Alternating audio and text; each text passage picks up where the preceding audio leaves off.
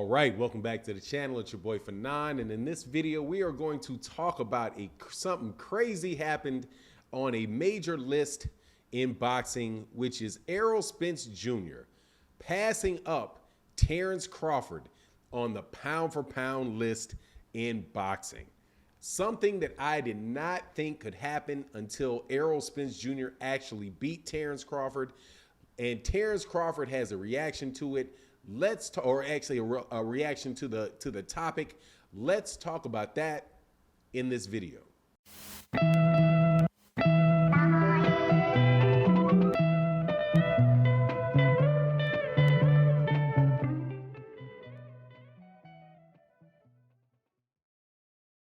All right, welcome back to the channel. It's your boy Fanon, and in this video, we're going to talk about the welterweight division and Terence Crawford being passed up by Errol Spence Jr. on the pound-for-pound list.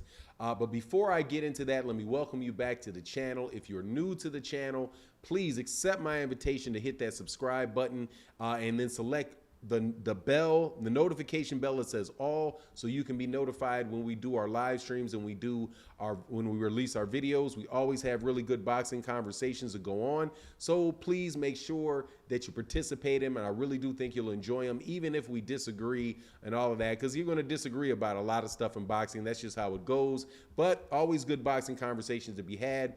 If you are a longtime subscriber and supporter of the channel, thank you for your support. It means a ton in the live streams and in the videos that we do every day. Thank you so much. Make sure you hit that like button though and share that video before you head out of here.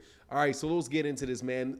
First and foremost, let me say this about pound for pound lists and all of that. They're all hypothetical, right? Fun conversations to have in boxing because it allows you to compare one fighter to another. It allows you to have conversations about mythical matchups and take all kind of different things into consideration, like, you know, hand speed, style, you know, athletic ability, style, you know, toughness, resume. It really does allow you to have a lot of different conversations about the sport of boxing that at the end of the day can be really fun, as long as you're talking to somebody that's not absolutely nuts and, you know, wants to get aggressive and insulting for talking about something that is supposed to be just a leisurely conversation.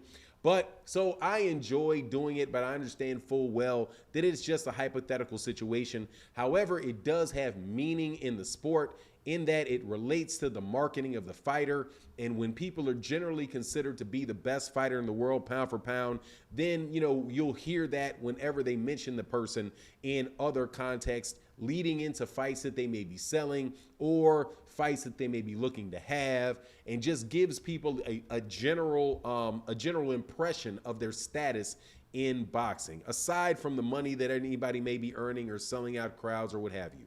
So Terence Crawford, in my book, has been the #1 guy, the way that I look at pound for pound, for at least, I mean, since Andre Ward retired for me. Because Andre Ward, I do believe, retired not too long before Canelo Alvarez tested positive for performance-enhancing drugs in his second fight with Gennady Golovkin. So once that took place, I could not have Canelo Alvarez atop the pound-for-pound list. And at the time, Terence Crawford had won a title at 135. He had become undisputed. He eventually became undisputed at 140 pounds and really does look like he can do everything in the ring. So it was a little bit of a shock to me to hear that he had dropped in the pound for pound list, not just to #2, but literally all the way down to #4 behind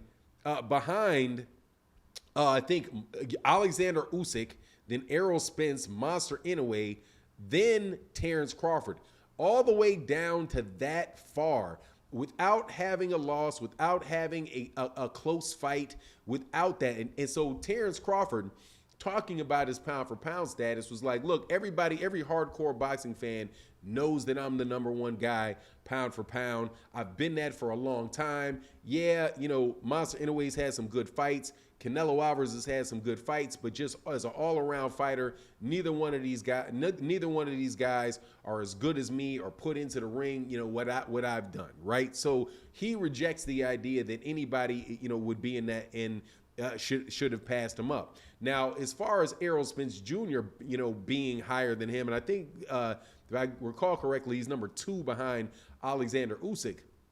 To me, that's tough for me. And people have always asked me, like, why would you say that Errol Spence Jr. is the number 1 welterweight, but Terence Crawford is the number 1 pound for pound?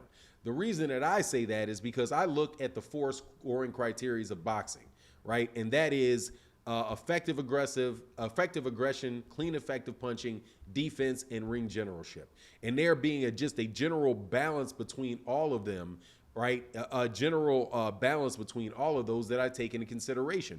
And, again, it being a very hypothetical, situation, it's very, very tough for me until somebody actually loses or has something that's really shifted for me to move them down, or somebody above them for something else that they did. Like, take, for example, Monster Inoue. Man, mainstream media wants Monster Inoue in that pound for pound list so badly. They put him up there and hadn't done anything. As a matter of fact, he jumps up in the pound for pound list because he beats Nonito Donaire, a 40-year-old Nonito Donaire, who is at least a weight class down from his best weight class, because in order to compete now, he literally has to get down in weight so that he can deal with these younger guys. But had lost his status as being one of the top guys years ago when Guillermo Rigondeaux beat him. And Monster Inoue had a very, very tough time with Nonito Donaire the first time that they fought. But so the second time that they fought, that makes him somebody that needs to fly up a list. That is just, to me, that's a bunch of marketing stuff. And that Monster Inoue win is no better for me than Terence Crawford's win against Sean Porter. Now, if I was going to boost somebody, it very well may be Errol Spence Jr. because of what I saw Errol do against Yordenis Ugas. However, I would say even in that fight with Yordenis Ugas, I don't think that was a spectacle of all-around balance in the sport, right? I think it was more a case of extremely effective aggression, clean, effective punching, and ring generalship, right? Now, why would I say ring generalship? Because he is forcing that fight to take place right where he wants it. I think sometimes people confuse ring generalship with stuff just meaning that you got to move around the ring and, oh yeah, you're being the ring general because you can move all over the place. No, you're being the general in the ring when you're making the defense or the guy that you're fighting do and stay where you want him to be, and you make it the type of fight that you want it to be. You're dictating the terms. You are being more strategic and forcing him to fight your fight.